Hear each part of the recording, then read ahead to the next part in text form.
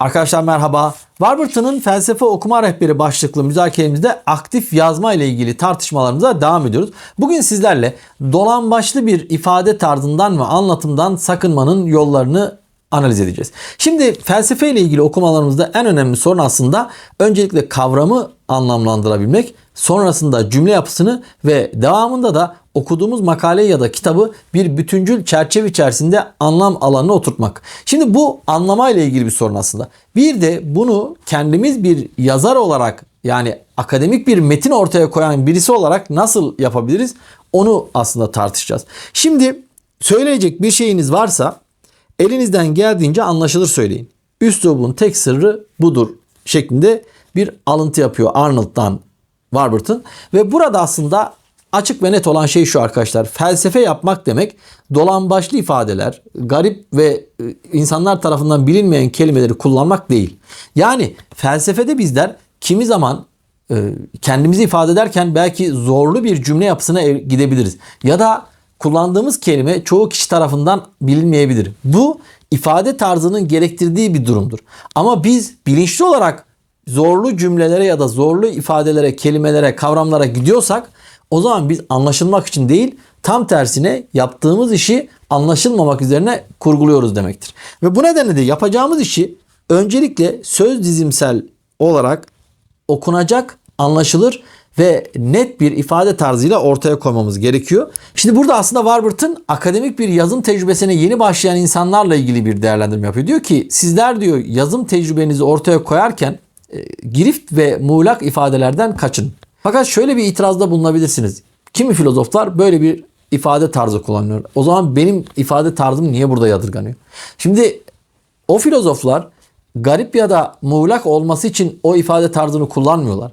Konunun anlatım biçimi o şekilde kurgulandığı için o ifade tarzı ortaya çıkıyor. Şimdi biz felsefe ile ilgili yazım tekniğine yeni başlayan bir kişi olarak ortaya koyduğumuz soruna dair anlaşılır, açık ve net bir ifade tarzını benimsememiz gerekiyor. Ve burada da aşama aşama yine dediğimiz kelime, cümle ve bölüm olarak nasıl bir tarzda sistemimizi oturtacağımızı konuşmamız gerekiyor. Şimdi bu noktada mesela bir yazım tecrübesi ortaya koyuyoruz ve yazdığımız kısmı okuyoruz. Okuduğumuz zaman bu cümle acaba daha açık ve net bir şekilde nasıl ifade edilebilir? Bu cümleyi parçalara ayırıp daha anlaşılır kılabilir miyim? İnsanların bunu anlama noktasında zorluk yaşayıp yaşamadığını da kendi anlamamdan hareketle düşünebilir miyim?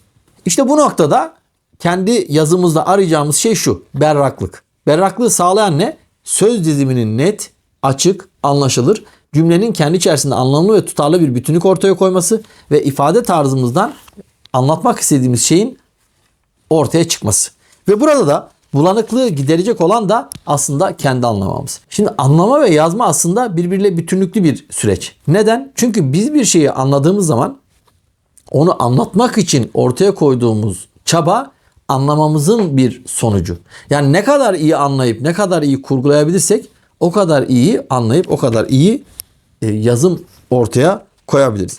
Ve burada yapabileceğimiz en önemli şey aslında yazdığımız metni sesli olarak okumak. Çünkü yazdığımız metni kendimiz okuyarak dinlediğimiz zaman kendi hatalarımızı görme imkanımız da ortaya çıkabiliyor. Ve o değerlendirme metnimizin daha iyi bir noktaya gelmesini sağlıyor. Bir şeyi yazmaya karar verdiğimiz zaman aslında ulaştığımız bir kanaati insanlara açıyoruz. Ve bunu açarken de Warburton'a göre savunma yaparak bunu anlatabiliriz. Şimdi savunma yapmak için öncelikle ne olması gerekiyor?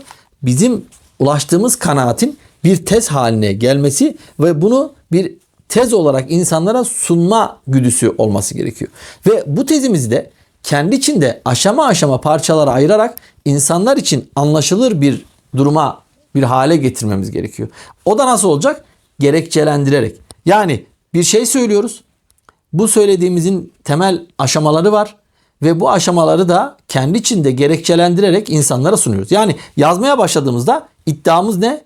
Bu iddiamızın ana unsurları ne ve bunlara dair temel kanıtlarımız ne? Bunu düşünmemiz gerekiyor. Sonrasında bu kanıtlarımıza dair kavramsallaştırmalarımız ve bizim yapıyı kurduğumuz temel dayanaklarımız neler? Bunları da göstermemiz gerekiyor. Tabii en temel unsur da bu noktada ifade tarzımızı örneklemlerle daha anlaşılır bir hale getirmek. Şimdi tezimizi ortaya koyduk, unsurlarına ayırdık, gerekçelendirdik ve temel kavramlarımızı ve örneklerimizi ortaya koyduk. Bir unsur daha var, en önemli unsur. Tezimizin antitezine ve biz kendi ulaştığımız kanaati nasıl destekliyoruz? Karşı tezi de nasıl geçersiz kılıyoruz? Anlamı aslında burada gerçekleşiyor. Yani eğer iddiamız varsa ve bu iddiamızı açık, anlaşılır ve şeffaf bir şekilde ifade edebiliyorsak, karşı gelecek eleştirilere de yeterli düzeyde cevap verebiliyorsak aslında metnimiz ne yapıyor? Konuşmaya başlıyor.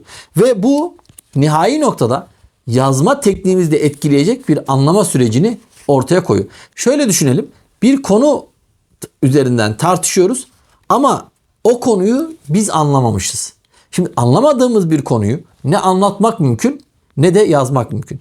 Anlayan insan konuyu parçalarına ayırıp tekrar birleştirebilir. Ama anlamayan insan konuyu parçalarına ayırdığı zaman tekrar birleştirme imkanına sahip değildir. Onun için de insanlar hayatın içerisinde olaylara bakarken olaylara eğer analitik bir şekilde bakıyorlarsa farklı farklı olaylar gibi gelen unsurları birleştirerek bir anlam bütünlüğü yaratırlar. Ama analitik bakamayan insanlar o farklı farklı olayların içerisinde kaybolurlar ve her zaman yanlış tercihler ve yanlış sonuçlara giderler. İşte onun için de yazmada da aslında bu böyle. Biz eğer analitik bir şekilde karşımızdaki olaya, olguya bakıp o olguyu değerlendirirken onun temel hareket noktalarını çıkartıp kavramsal ilişkilerini netleştirip ve bu kavramsal ilişkileriyle ilgili bir örüntü ortaya koyarsak işte o zaman yazdığımız şey karşımızdaki insana da anlaşılır ve açık bir hale gelecektir. Eğer kendimiz anlamadıysak ya da analitik bir şekilde metnin iç sistematiğini kuramıyorsak karşımızdaki insanlar da bunu anlaşılır bulmayacaktır. Felsefede bazen şöyle bir yanılgıya düşüyoruz. Bir metnin anlaşılma güçlüğü aslında felsefenin kendisinden kaynaklanıyor diye düşünüyoruz. Halbuki felsefenin kendisinden kaynaklanmaz o. Bizim ifade tarzımızla ilgili bir sorundur. Şimdi tabii ki analitik okumalar neticesinde belli bir noktaya gelemediysek girift konuları anlama ve anlamlandırma noktasında sıkıntılar yaşayabiliriz. Ama okumalarımızı belli bir noktaya getirdiysek eğer hem okuduğumuz metni anlama hem de anladığımız şeyi yazabilme ve anlatabilme becerisine de sahip oluyoruz. Bu nedenle de bizim öncelikle yapmamız gereken o sistem çözümleme ve çözümlemeden sonra tekrar inşa etme sürecini sağlıklı bir noktaya oturtabilmek diyebilirim.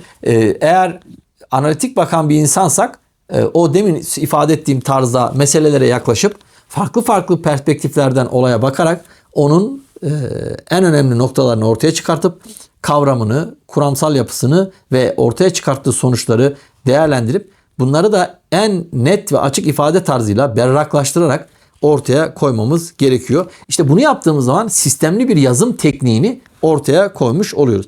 Şimdi son olarak Warburton'un püf noktası olarak paylaştığı bir noktaya temas etmek istiyorum. Diyor ki Warburton, bir paragrafı yazdıktan sonra o paragrafla ilgili kendinize şunu sorun. Ne alaka? Niye ne alaka? Yani eğer yukarıdan aşağı biz bir şeyler yazıyorsak o yazının üstteki paragrafla alttaki paragrafla ilişkisi ve bizim kendimizi ifade etme tarzımızdaki yeri önemli ve tam olarak bizi yansıtıyorsa o alakayı kurmuş oluruz.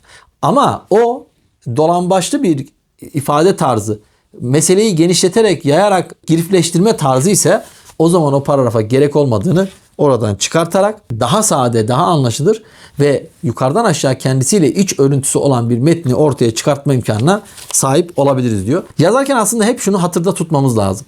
Ben ne anlatmaya çalışıyorum? Yazdığım metin ne diyor? Şimdi hocam metni ben yazıyorum. Benim anlatmak istediğimden farklı bir şey söyleyebilir mi diyeceksiniz. Evet, söyleyebilir. Biz kendimizi ifade ederken kendi anladığımız şekilde cümlelere dökeriz. Fakat kurduğumuz cümleler karşıdaki okuyucu tarafından farklı bir şekilde anlaşılabilir. Hatta kendimiz bu cümleleri aradan belli bir zaman geçtikten sonra tekrar okuduğumuzda belki o bağıntıyı kendimiz bile kuramayacak duruma gelebiliriz. Onun için ne yapılması lazım? O sesli okuma dediğim şeyi de tekrar yaparak yazdığımız şeyden hareketle kendi yazdığımızda analitik bir çözümlemeyle dış gözle okumak Önceki müzakerelerde de söylediğim farklı insanlara da metinlerimizi okutarak bu anlam bütünlüğünün kendi içerisindeki tutarlılığın ve akademik yazım becerisinin ne noktaya ulaştığını test etmemiz gerekiyor. Tabi burada söylenenler yeni başlayan ve akademik bir yazın ortaya koymaya çalışan arkadaşlar için Warburton tarafından ortaya konulan öneriler arkadaşlar. Sizlerin de yazım tekniğiyle ilgili önerileriniz, görüşleriniz varsa bunları da videomuzun altına yorum olarak atabilirsiniz arkadaşlar. Onun dışında yazım tekniğinizi geliştirme noktasında size katkı sağlayan eserler, çalışmalar varsa bunlarla ilgili de yoruma bilgilendirme yaparsanız onları da burada müzakere ederiz. Sizlerle beraber tartışırız. Hepinize ilginiz, katkınız ve desteğiniz için teşekkür ediyorum. İyi günler diliyorum.